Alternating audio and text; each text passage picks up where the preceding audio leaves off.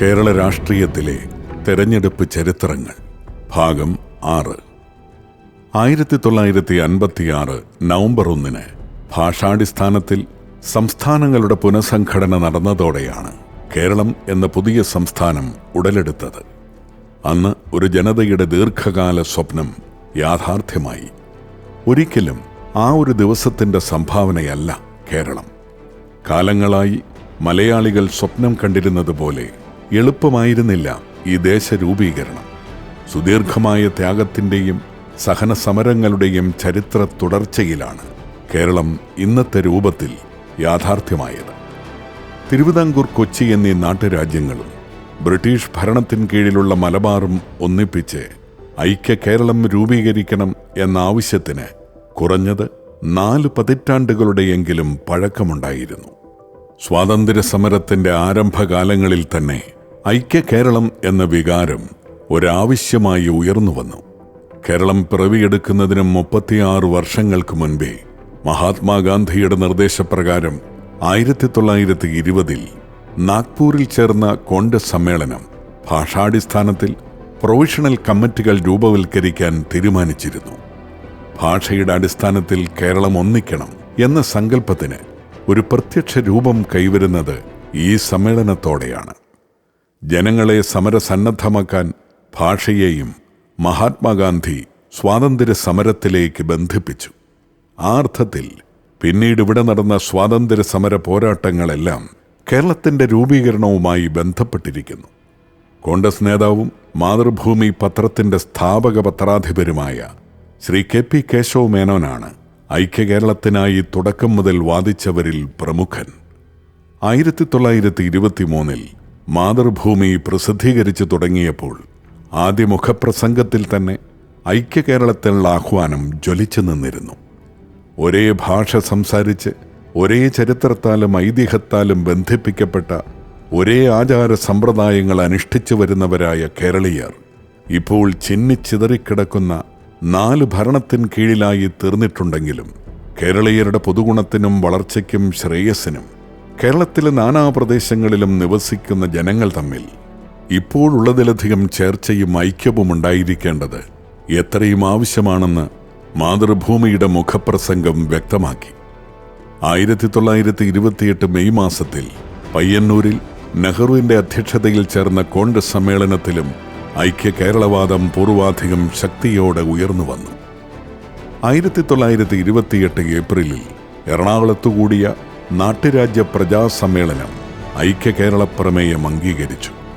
കേരളമെന്ന ഭൂപ്രദേശത്തെ കണക്കിലെടുത്താണ് കോൺഗ്രസും കമ്മ്യൂണിസ്റ്റ് പാർട്ടിയും തുടക്കം മുതലേ പ്രവർത്തിച്ചത്. കേരള പ്രദേശ് കോൺഗ്രസ് കമ്മിറ്റി അഥവാ KPCCയുടെ കീഴിലാണ് കേരളത്തിലെ കോൺഗ്രസ് എക്കാലവും പ്രവർത്തിച്ചിരുന്നത്. 1931 മാർച്ചിൽ തിരുവിതാംകൂറിൽ സ്ഥാപിക്കപ്പെട്ട രഹസ്യ സംഘടനയായ കമ്മ്യൂണിസ്റ്റ് ലീഗ് പ്രവർത്തിച്ചതും ഇന്ത്യൻ കമ്മ്യൂണിസ്റ്റ് പാർട്ടിയുടെ തിരുവിതാംകൂർ ഘടകം അഥവാ കേരള പ്രൊവിൻഷ്യൽ ഓർഗനൈസേഷൻ എന്ന രീതിയിലാണ്. 1947 കാലത്താകട്ടെ സഖാവ് E.M. ശങ്കരൻ നമ്പൂതിരിപ്പാട് കേരളം മലയാളികളുടെ മാതൃഭൂമി എന്നൊരു പുസ്തകവും പ്രസിദ്ധീകരിച്ചിരുന്നു. അതായത് കേരളമെന്ന സ്വത്വത്തെ അംഗീകരിച്ചും തിരിച്ചറിഞ്ഞുമാണ് പ്രബല കക്ഷികളായ കോൺഗ്രസും കമ്മ്യൂണിസ്റ്റ് പാർട്ടിയും വളർന്നത് എന്നർത്ഥം. ഐക്യ കേരളമെന്ന ആവശ്യം കമ്മ്യൂണിസ്റ്റുകൾ ഉയർത്തിയപ്പോൾ അതിനെ മോസ്കോ പ്രേരിതമെന്ന് വിളിച്ചാണ് കമ്മ്യൂണിസ്റ്റ് വിരുദ്ധർ ആക്ഷേപിച്ചത്. 1946 ജൂലൈ 29 കൊച്ചിയിലെ കേരളവർമ്മ മഹാരാജാവ് കേരള സംസ്ഥാനം രൂപീകരിക്കണം എന്ന് അഭ്യർത്ഥിച്ച് കൊച്ചി നിയമസഭയ്ക്ക് സന്ദേശമയച്ചു. 1946 ഒക്ടോബർ 26 ശ്രീ കെ.പി. കേശവ മേനോന്റെ അധ്യക്ഷതയിൽ ചെറുതുരുത്തിയിൽ ചേർന്ന യോഗ തീരുമാനമനുസരിച്ച് ഐക്യ കേരള പ്രസ്ഥാനത്തിന് പ്രചോദനമേകി ഐക്യ കേരള കൺവെൻഷൻ 1947 ഏപ്രിൽ 11-12 തീയതികളിൽ തൃശൂരിൽ നടന്നു. കൊച്ചിയിൽ ആക്ടിംഗ് ദിവാനായിരുന്ന കോമാട്ടിൽ അച്യുതമേനോന്റെ അധ്യക്ഷതയിലുള്ള സ്വാഗത സംഘമാണ് തൃശൂർ കൺവെൻഷന്റെ ചുമതലകൾ വഹിച്ചത്. ഈ കൺവെൻഷനിൽ കേരളത്തിനകത്തുള്ള വിവിധ സംഘടനകളുടെയും മറുനാടൻ മലയാളി സംഘടനകളുടെയും പ്രതിനിധികളും സംബന്ധിച്ചു.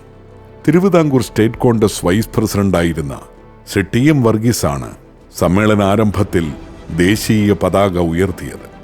KPCC president Shri K. Kelappan അധ്യക്ഷത വഹിച്ചു. യോഗത്തിൽ കൊച്ചി രാജാവായ ശ്രീ പരീക്ഷിത്ത് തമ്പുരാൻ ഇങ്ങനെ പറഞ്ഞു: ഐക്യകേരളം സ്ഥാപിക്കാനുള്ള മാർഗങ്ങളെക്കുറിച്ച് ആലോചിക്കാനാണല്ലോ ഈ കൺവെൻഷൻ ഇവിടെ കൂടിയിരിക്കുന്നത്. ഈ ആശയത്തെ യാതൊരു കാരണവശാലും അനുകൂലിക്കുകയില്ലെന്ന് തിരുവിതാംകൂർ ഗവൺമെന്റ് ഇതിനകം പ്രഖ്യാപിച്ചിട്ടുണ്ട്. 1947 ജൂൺ മാസത്തിന് ശേഷം ഒരു സ്വതന്ത്ര രാജ്യമായി തീരാനുള്ള ആഗ്രഹം ആ ഗവൺമെന്റ് ഇതിനകം പ്രഖ്യാപനം ചെയ്തിട്ടുമുണ്ട്. ഉടമ്പടികളെ ആധാരമാക്കിയാണ് കേന്ദ്ര ഗവൺമെന്റുമായി തിരുവിതാംകൂറിനുള്ള ബന്ധം നിർണയിക്കപ്പെടാൻ പോകുന്നത്. ഈ കാര്യങ്ങളെ സംബന്ധിച്ചിടത്തോളം കൊച്ചി രാജ്യത്തിന്റെ മനോഭാവം എന്താണെന്നറിയാൻ ഈ സാഹചര്യങ്ങളിൽ നിങ്ങൾ ആഗ്രഹിക്കുന്നുണ്ടായിരിക്കുമല്ലോ. മാതൃഭൂമിയുടെ ഭാഗമായി കൊച്ചി രാജ്യം മേലിലും നിലകൊള്ളുമെന്ന് പ്രഖ്യാപനം ചെയ്യാൻ ഈ അവസരത്തിൽ എനിക്ക് യാതൊരു മടിയുമില്ല. ഭരണഘടനാ നിർമ്മാണ സമിതിയിൽ കൊച്ചി രാജ്യം ഉടനടി ചേരുകയാണ്. ഒരു ഭാരതീയനെന്ന് വിളിക്കപ്പെടുന്നതിനുള്ള അവകാശം തനിക്ക് നഷ്ടമായിരിക്കുന്നുവെന്ന് ഒരു കൊച്ചിക്കാരന് വിഷാദം ചേർക്കുന്നൊരു സന്ദർഭം എൻ്റെ ഒരു വാക്കുകൊണ്ടോ പ്രവൃത്തി കൊണ്ടോ ഞാൻ സൃഷ്ടിക്കുകയില്ല. വിഷാദ ഛായ കലരാത്ത ദൃഢമായ ശബ്ദത്തിലാണ് അധികാരമൊഴിയുന്ന കൊച്ചി മഹാരാജാവ് ഇങ്ങനെയൊരു പ്രസ്താവന നടത്തിയത്. സ്വാതന്ത്ര്യത്തിന് തൊട്ടുമുൻപ് സ്വതന്ത്ര രാജ്യമായി നിൽക്കാനുള്ള തിരുവിതാംകൂർ ഭരണകൂടത്തിൻ്റെയും ദിവാൻ സർ CP രാമസ്വാമി അയ്യരുടെയും ശ്രമങ്ങൾ പുന്നപ്പുറ വയലാറിലെ തൊഴിലാളി പണിമുടക്കിനും സായുധ ഉയർത്തെഴുന്നേൽപ്പിനും മുന്നിൽ ചിതറിത്തെറിച്ച് നാമാവശേഷമായി.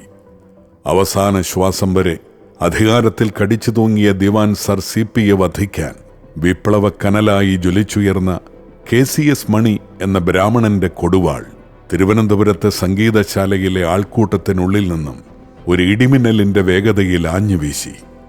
കഴുത്തിന് വെട്ടേറ്റ് ഗുരുതരാവസ്ഥയിലായ ദിവാൻ തലനാരിഴയുടെ വ്യത്യാസത്തിലാണ് മൃത്യുവിന്റെ ഗുഹയിൽ നിന്നും രക്ഷപ്പെട്ടത്.